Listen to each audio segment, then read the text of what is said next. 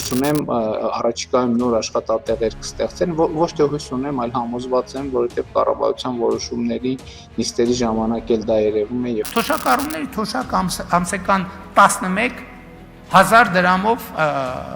11,000 դրամով կամ 10,400 դրամով ավելացնենք, ինչ անելու թոշակառուն։ Այդ գումարը ինչ անելու, ինչի վրա ծախսելու։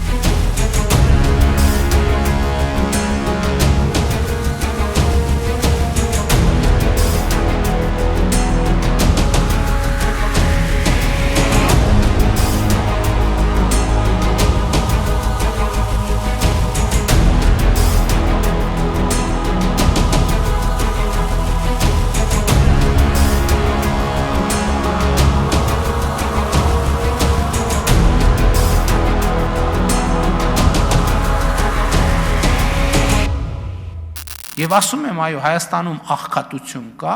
միայն աղքատ չլինելու հմտության, բացակայության կամ սակավ լինելու պատճառով այն մարդկանց շրջանում, ովքեր աղքատ են, աղքատության մեջ են գտնվում։